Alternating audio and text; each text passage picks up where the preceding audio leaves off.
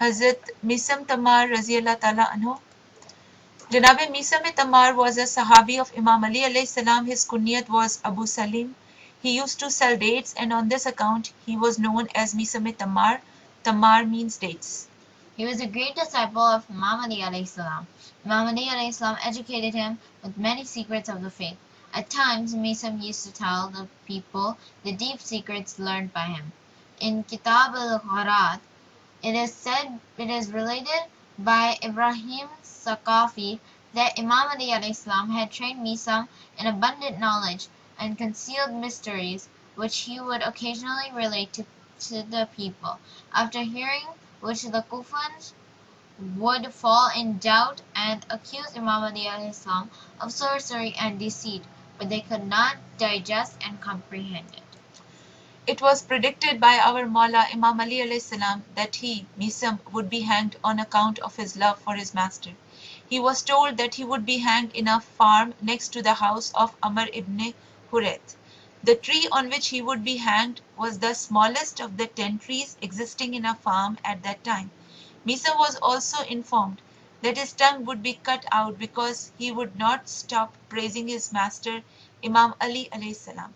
Thereafter Misam always come near the tree and recited prayers and would say, "What a blessed palm tree you are, for you have been created and are growing up for me." After the martyrdom of Imam Ali alayhi salam, Misam often went to visit the palm tree until it was cut down. Then he looked after its trunk. He would go to Umar ibn Hurais and say, "I will be your neighbor." Thus fulfill the rights of neighborhood well. Umar would not understand his meaning and would ask, "Do you intend buying the house of Ibn Masud or Ibn Hakim?" In Kitab al-Fazail, it is written that Imam Ali alayhi salam often came out of the mosque of Kufa and sat near Misam Raziyallahu Ta'ala Anhu, talking to him.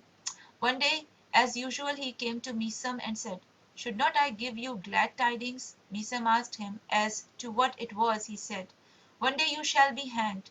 He asked, "O my master, will I die the death of a Muslim?" Imam answered in the affirmative. Aqiqi relates that Abu Ja'far ibn Muhammad al-Baqir alayhi salam held Misam very dear, while Misam was a believer, was grateful in prosperity, and forbearing in adversity.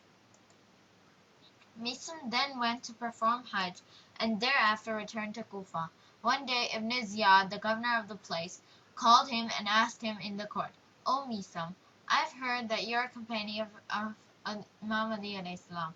When Misam replied in affirmative, then Ubaydullah ibn Ziyad said to Misam to disown Imam Ali alayhi salam.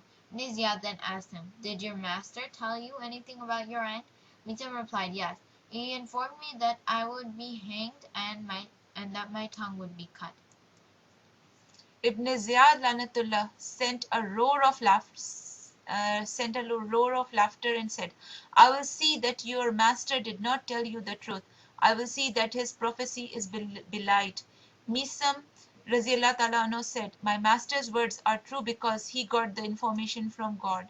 The Prophet Muhammad sallallahu alaihi wasallam was informed by Jibreel alayhi salam, and Jibreel alayhi salam came with the message of Allah.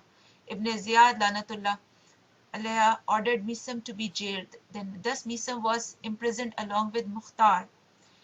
Misam told Mukhtar, "You shall be freed from here and will rise to avenge the blood of Imam Hussein alayhi salam, and you shall kill him. Who will kill us?" When Ubaidullah called for Mukhtar to be killed, a message arrived from Yazid Lanatullah alayhi, ordering him to free Mukhtar.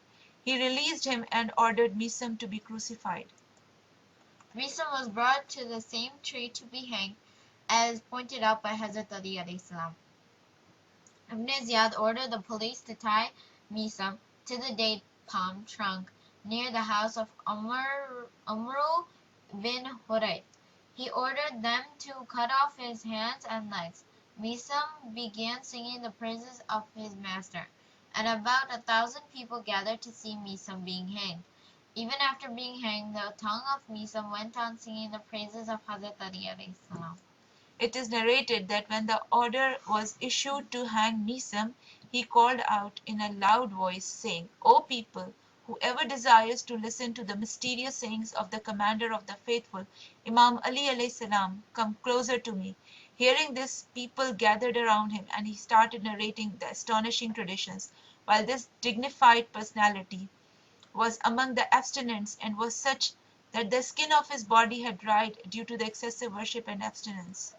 Ibn Ziyad was informed about this and the tyrant ordered to cut off Meesum's tongue. Meesum said, Amirul Momineen Imam Ali ibn Abi Talib alayhi salam has told me about that. They cut off his tongue, and another man stabbed him with a sword. Thus this Mujahid's life was put out like a candle.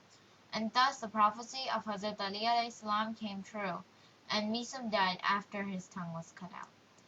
Meesum was martyred 10 days before Imam Hussein alayhi salam came to Iraq. On the third day, a weapon, probably a spear, was pierced into his stomach and he exclaimed Allahu Akbar, and at the end of the day, blood oozed from his nose and mouth.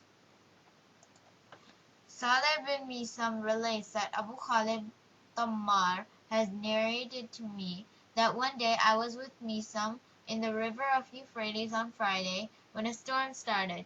Meesum, who was sitting in a boat called Zion, came out and looking towards the storm said, "Tie the boat firmly, for I see a fearful storm intrusion, while Mawiya has just died." When next Friday dawned, a messenger came from Syria. I met him and inquired about the reports therein. He said that the people therein are in good state. Muawiyah has died, and people are taking the oath of allegiance to Yazid. I asked him to which day he died, to which he replied that it was on last Friday.